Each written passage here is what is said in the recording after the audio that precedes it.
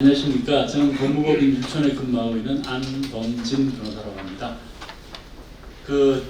작년 1월 27일 날 중대재해처벌법이 처음 시행되었고요. 사실 지금 1년이 훌쩍 넘어가고 있거든요.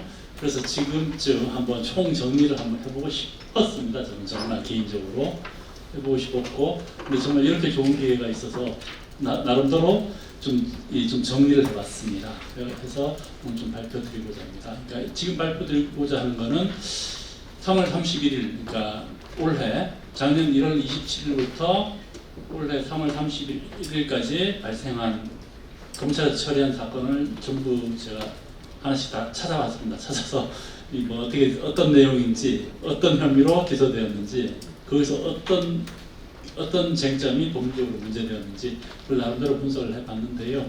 조금 부족한 점이 있을 수도 있겠고요. 했는데 전 나름대로 열심히 좀 준비해봤고, 참고로 유천에서 중대재해 대응은 참 많이 하고 있습니다. 네. 예, 저는 제 프로필은 그렇고요. 저는 그러니까 검사 생활을 한 20년 했습니다. 한 20년 했고, 검사 생활하는 도중에 서울중앙지검에서 형사 8부장을 했었습니다. 형사 8부가 주로 이 건설, 부동산 그리고 안전사고를 담당하는 부서입니다. 그래서 아무래도 중대재해도 많이 다루게 됐었고요. 그리고 변호사 되고 나서도 좀 다루게 되는 것 같습니다. 물론 다른 사건도 많이 합니다만 중대재해 사건도 많이 하고 있습니다. 중대재해처벌법 사건 처리 현황에 대해서 설명드리겠습니다. 기본적으로 올해 3월 31일 기준입니다. 그러니까 3월 31일까지 약칭으로 중첩법이라고 말씀드리겠습니다. 중첩법 위반으로 검찰에서 기소한 사례는 총 14건입니다. 총 14건이고, 중첩법 위반으로 검찰에서 혐의 없음 처분, 즉 불기소 처분한 경우는 1건 있습니다. 그리고 잘 아시겠지만 중첩법 위반으로 법원 선고, 유죄 선고된 사례가 1건 있습니다. 그건 4월 6일 때 있었고요. 그리고 작년 12월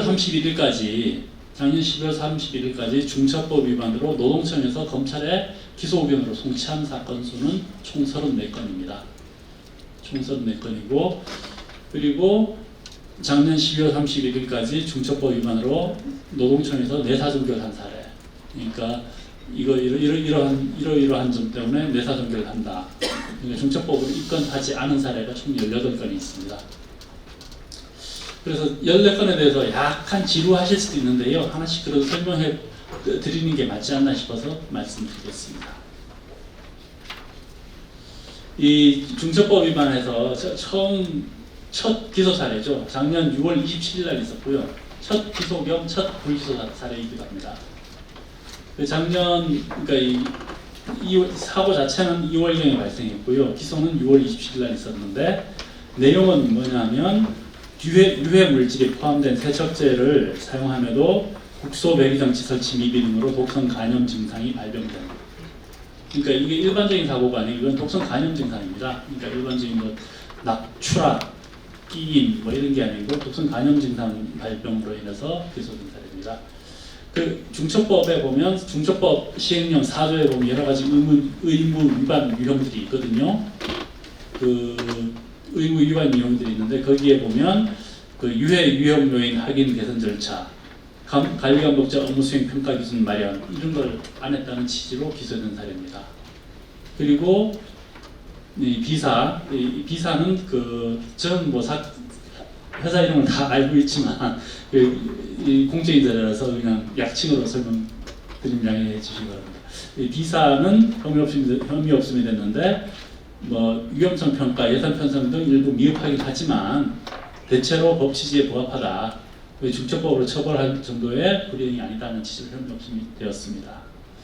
법률적으로는 어떤 게 쟁점이냐면, 이거는 인과관계가 인정되느냐 없느냐. 이건 사망사고가 아니거든요. 독성 간염 증상이라서 인과관계가 인정되느냐 아니냐, 이 측면에서 그런 게 법률적 쟁점이 되고 있습니다.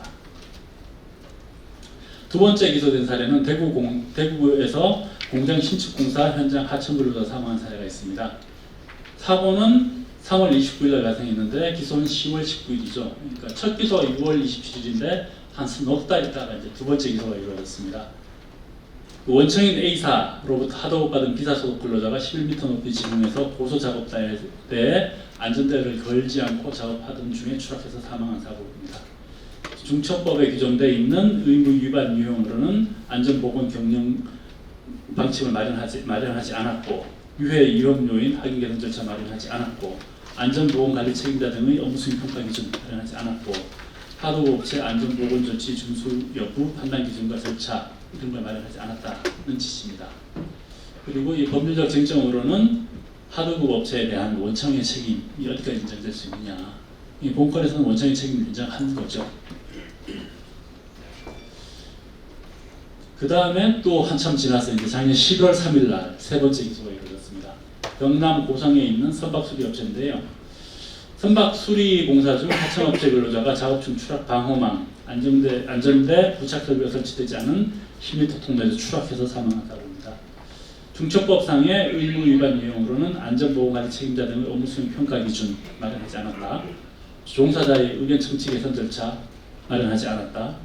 하도급 업자 안전보건관리 비용 기준 마련하지 않았다. 이겁니다. 법률적 쟁점으로는 CSO 그러니까 과연 CSO가 설립되어 있음에도 불구하고 책임을 물을 수 있느냐입니다. 그러니까 보통 지금도 아마 이 부분에 대해서 가신 분 많을 겁니다. CSO 선임되면 처벌해야 되느냐? CSO가 개인 책임자냐? CEO가 있고 그 밑에 CSO 선임됐으면 CEO는 면책되는 거 아니냐? 이런 궁금증은 분명히 있으실 겁니다. 그러니까 거기에 대해서 여기서는 CSO가 선임되어 있다 해도 CEO가 책임져야 된다. 취지로 판단한 사례입니다.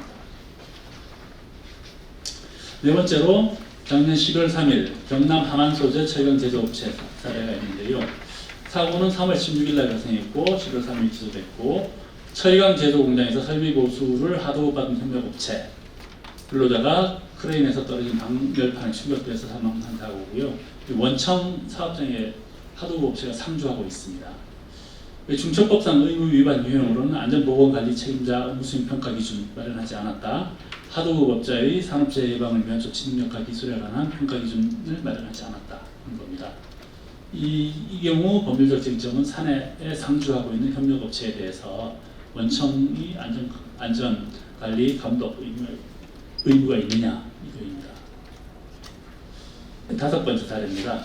고양 소재 요양병원 증축공사 현장 사례인데요. 이게 4월 6일 날 유죄 선고가 되었죠.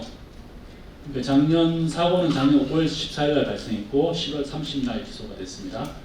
그리고 올해 4월 6일 날 선고되었고, 경영 책임자는 징역 1년 6월에 집행유예 3년, 회사는 벌금 3천만 원이 선고되었습니다.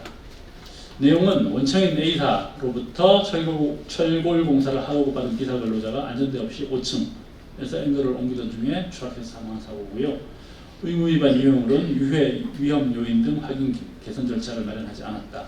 안전보건관리 책임자 등 업무 수행 평가 기준 마련하지 않았다. 중대산업재해를 대비한 매뉴얼을 마련하지 않았다.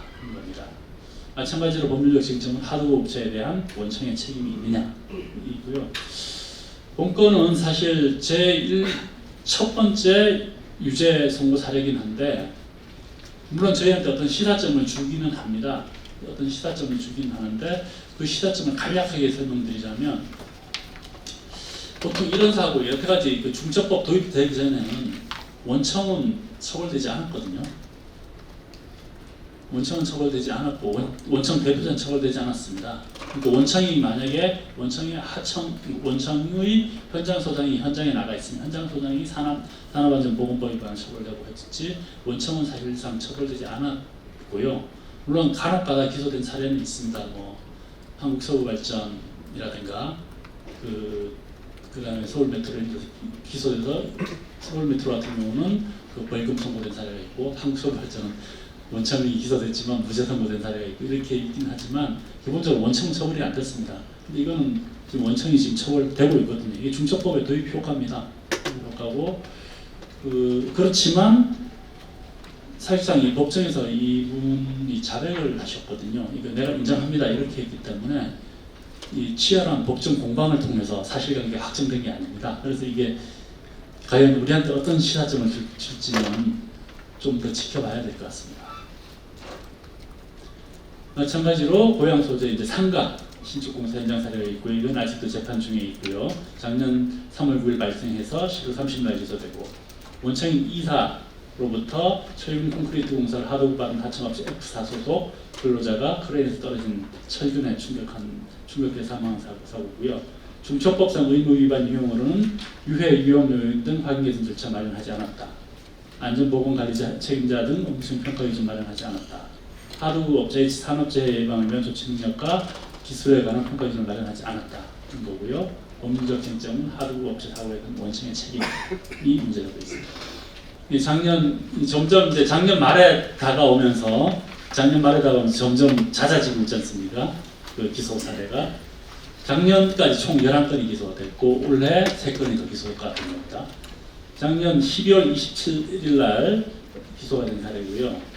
그 사고는 7월 14일 날 발생했고 이 용융된 녹은 금속을 금속 주형에 넣어서 주물을 얻는 주조기계 이 찌꺼기를 제거해야 되는데 그 찌꺼기 제거 과정에 소속 근로자가 기계에 머리가 끼어서 사망한 사고고요. 의무 위반 유형으로는 유해 위험 요인 등 확인 개선 절차 마련하지 않았다. 업무 수행 평가 기준 마련하지 않았다. 매뉴얼 마련하지 않았다. 반기 1회 점검 보고에 따라 안전보건 관계 부문에 따른 의무에 필요한 조치를 해야 되는데 안 했다. 이런 겁니다. 이 건은 사실은 다른 건하고 조금 다르게 그러니까 방호 장치 고장에 따른 사고 위험성 통보가 있었는데 그거를 좀 따르지 않았다. 이 반기 1회 이걸로는 최초로 기소된 사례입니다. 반기 1회 한 번씩 점검하고 이런 사례 이렇게 하도록 중처법상 규정이 되어 있거든요. 그걸로는 최초로 기소된 사례고요. 마찬가지로 법률적 쟁점은 하도급 업체 사고에 대한 원청의 책임 문제가 있습니다. 인천에 있는 근린생활시설 신축공사 현장 사례가 있습니다. 3월 16일 날 발생했고 기소는 10월 29일이고요. 원청으로부터 공사 중 일부를 하도급 받은 하청업체 소속 근로자가 거푸집 설치 작업 중 거푸집이 무너지면서 철제 파이프에 머리를 부딪혀서 사망한 사고입니다. 의무 위반 유형으로는 안전보건에 관한 목표와 경영 방침이 마련되지 않았다. 그 다음에 유해 위험 요인 등 확인 개선 절차를 마련하지 않았다. 안전보건관리 책임자에 대한 업무 이행 평가 기준 마련하지 않았다. 법률적 쟁점은 하도급 업체 사고에 대한 원청의 책임이고요. 이것도 작년 10월 29일 날 기소됐습니다. 이게 춘천 소재 교육지원청 이전 공사 현장 사례인데요. 그 춘천에 있는 모 교육지원청으로부터 심사이전 공사를 도급받은 회사 소속 근로자가 철근 콘크리트 철거 작업을 하던 중에 안전 난간 없는 이동식 비계 위에서 추락 한 1.5m밖에 안 되는 추락해서 사망을 하셨습니다. 그 의무 위반 중처법상 의무 위반 유형으로는 안전보건에 관한 목표와 경영 원칙 설정하지 않았고 안전보건 관리 책임자 등 업무 수행 평가 기준 마련하지 않았고 중대산업재해를 대비한 매뉴얼 마련을 하지 않았다. 이거고요. 법률적 쟁점으로는 건설공사 발주자 사실 건설공사는 발주자는 조금 책임을 달리 보고 있거든요. 발주자에도 책임을 과연 인정할 수 있는지 이게 문제가 되고 있습니다. 10번째로 경남 함안 소재 수도시설 가압장 공사 현장 사례 작년 12월 29일 날 발생했습니다. 기소했습니다. 원청인 A사로부터 수도시설 가압장 개선사업 공사를 하도급 받은 하청업체 B사 소속 근로자가 굴착구에 붐이 늘어나는 게 있거든요. 굴착기의 붐을 선회하던 중 굴착기 후면과 담장 사이에 머리가 겹착돼서 사망한 사고고요. 의무 위반 유형으로는 안전보건관리 책임자에 대한 업무 수행 평가 기준을 마련하지 않았다는 취지입니다. 법률적 쟁점으로는 하도급업체 사고에 대한 원청의 책임이 문제되고 있습니다. 11번째로 제주대학교 생활관 공사 현장 사례가 있습니다. 작년 12월 30일 날 기소됐습니다. 원청인 A사로부터 해체 공사를 하도급받은 B사 대표가 그러니까 이 작은 회사인데요. B사 대표가 피해자입니다. B사 대표가 굴착기로 굴뚝을 파쇄하던 중에 무너진 상부 콘크리트 구조물에 대표 자신이 매몰돼서 사망한 사고고요.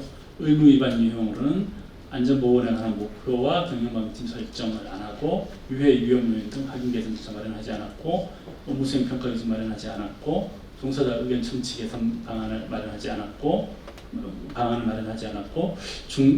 중대산업재해를 대비한 매뉴얼을 마련하지 않았다는 취지고요. 마찬가지로 하도급체 사고에 대한 원청의 책임 문제가 있습니다. 이제 올해 들어온 3건 사고 중에 첫 번째로 2월 18일 날 기소가 됐습니다. 올해 대구에서 있었던 거고요. 원청 A사 공장에서 작업 중이던 하청 B사 소속 근로자가 압축 성형계에서 튕겨나온 플라스틱 공구 지그라고 하는데요. 거기에 몰두해서 사망한 사고고요. 의무 위반 유형으로는 안전보건 전담 조직을 설치하지 않았고 유해 위험 요인 등 확인 개선들을 잘 마련하지 않았고 법정 인원수 이상을 안전관리자를 배치하지 않았다는 취지입니다. 법률적 쟁점으로는 하드웨어 업체 사고에 대한 원칙의 책임이 문제되고 있습니다. 이 사건이 사실 발생한 사고 중에 가장 큰 회사입니다. 나머지는 매우 작습니다. 이 회사가 그리 크다고는 할 수 없지만 대중에서 상당히 크습니다.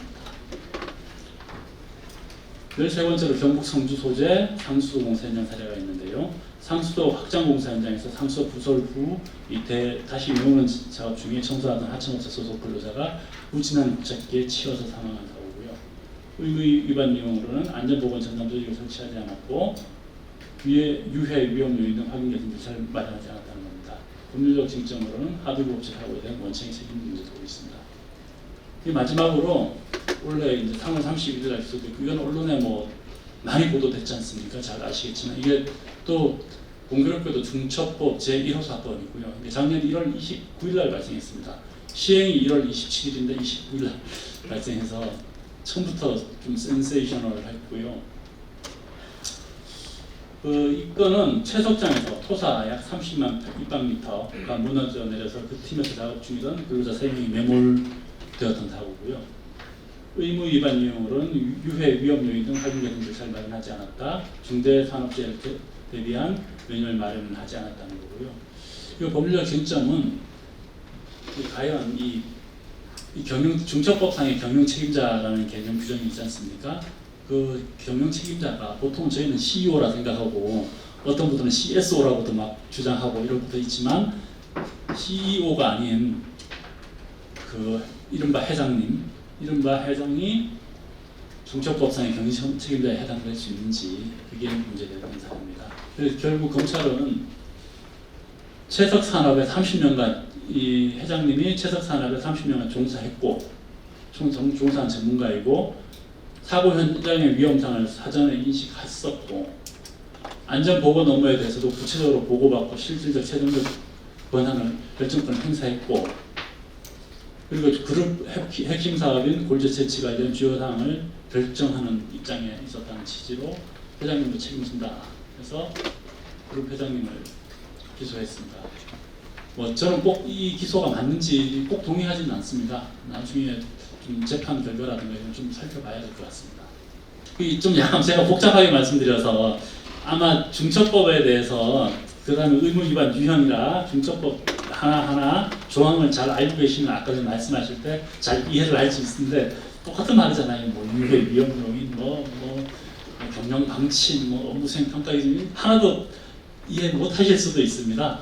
근데 그게 하나씩 그 다 구성요건과 중첩법상에 하나씩 규정이 나눠져 있기 때문에 제가 어쩔 수 없이 이 사고에서는 이게 위반됐다. 저 사고에서는 이게 위반됐다. 이렇게 설명드릴 수밖에 없어서 그렇게 말씀드렸던 거고요.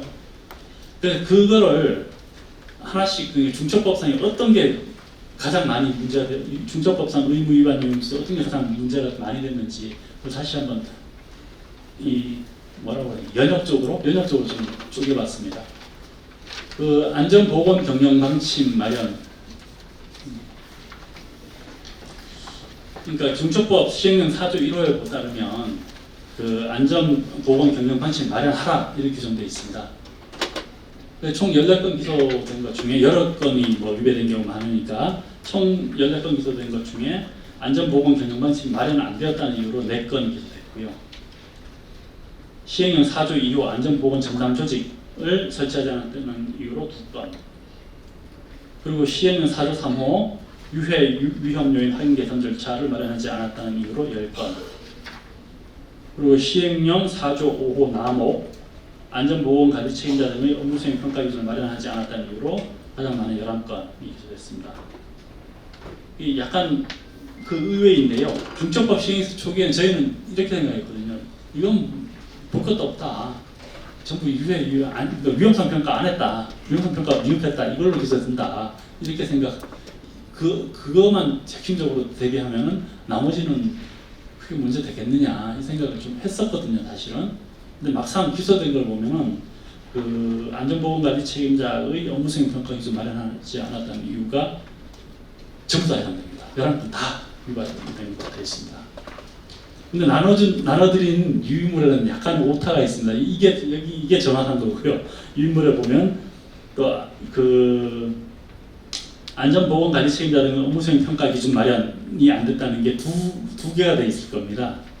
밑에 게 오타고요. 그 뭐냐면 그거는 시행령 4조 6호 법정 인원수 이상의 안전관리자를 배치하지 않았다.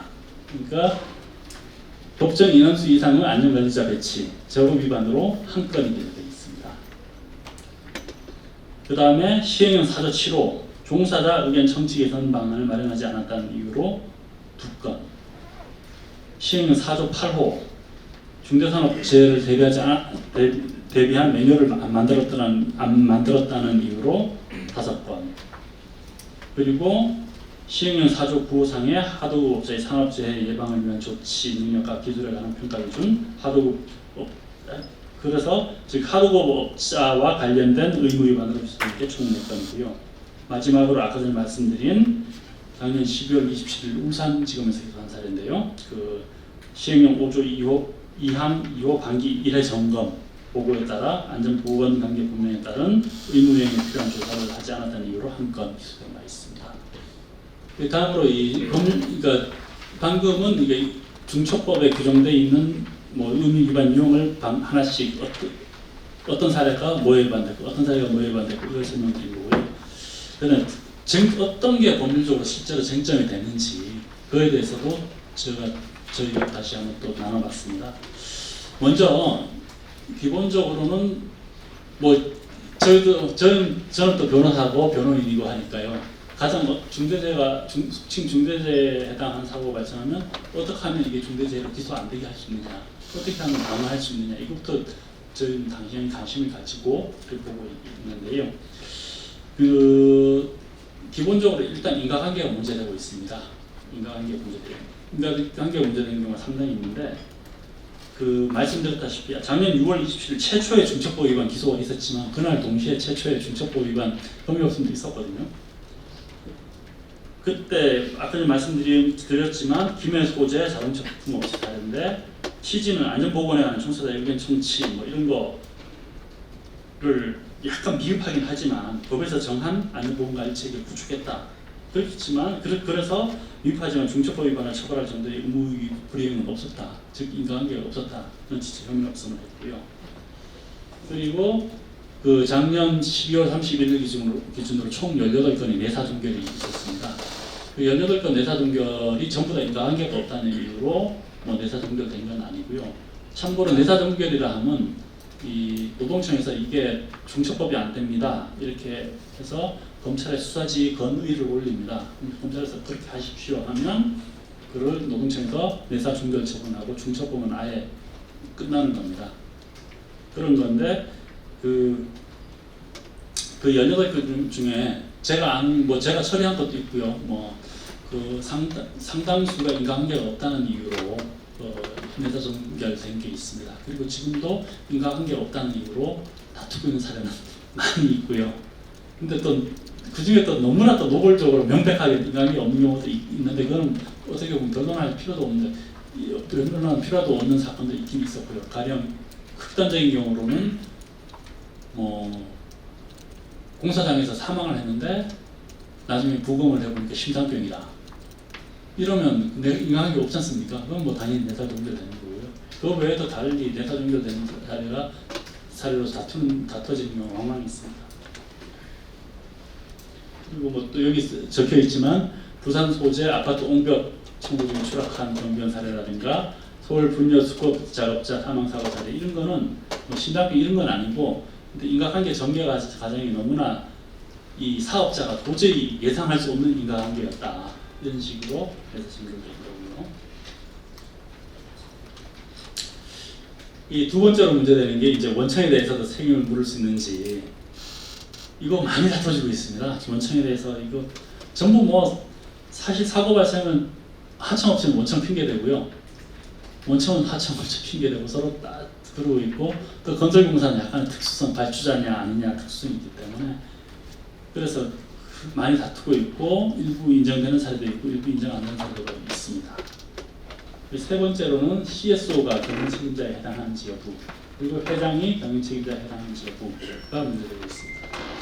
그래서 지금 중첩법, 아까 말씀을 얼핏 드렸지만 중첩법 시행 전 그리고 시행 초기까지는 그렇게 컨설팅하는 로펌도 꽤 있었고요. 컨설팅하는 분, 그렇게 말씀하시는 분들도 꽤 계셨는데 CSO 선임 같으면 그냥 CEO는 책임 안 져도 되는 거 아니냐 뭐 이런 식의 약간 그런 분들도 계셨는데 결국은 CSO 선임됐다 해서 현재까지는 CSO 선임됐다 해서 CEO가 책임 면제된 사례는 단 한 건도 없습니다. 다 CSO 선임돼 있어도 CSO를 뭐 상무 뭐 이런 식으로 해놨다 해서 다 CEO 처벌되고 있습니다. 근데 아직까지는 사례가 안 나오긴 했지만 CSO가 만약에 뭐 각자 대표이사 그 정도로 해놨는데도 처벌, 그거는 아직까지 수사 중에 있는 거니까요. 그런까지는 모르겠습니다. 근데 기본적으로 CSO를 선임에 대해서 면제되는 사례는 발견하기 어렵습니다. 그리고 아까 전에 말씀드렸지만 대표이사가 아닌 회장이 중첩법상의 경영 책임자에 해당하는지, 저는 사실 조금 회의적인 입장이긴 한데 또 의정부지검에서는 뭐 꼼꼼하게 보셨겠죠. 꼼꼼하게 수사하시고 꼼꼼하게 보셔가지고 기소를 하셨겠지만 향후 재판 과정에서 좀 천천히 잘 살펴봐야 될 것 같습니다.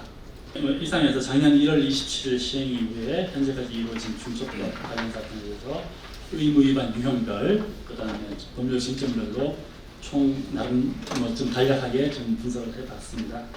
아직까지는 총 14건밖에 안 되거든요. 그리고 불기소 사례 1건이고 또 법원 판결도 1건이고 해서 아직 사례가 덜 쌓여 있고요. 기본적으로 또 아시겠지만 이 14건이 그 회사가 큰 대기업은 마지막 기소된 거기밖에 없습니다.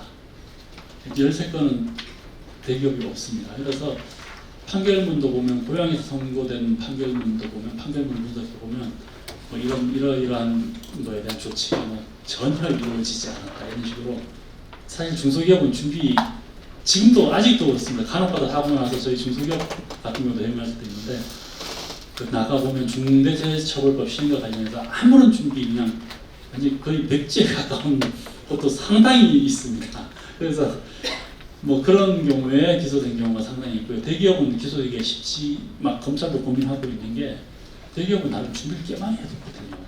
이게 어디까지 인정되는 건지, 그 변호인들은 얼마나 열심히 다투겠습니까? 그래서 조금 미뤄지고 있는데 좀 지켜봐야 될 것 같습니다.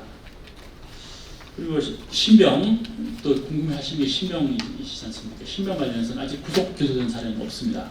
즉 구속된 사례는 없습니다.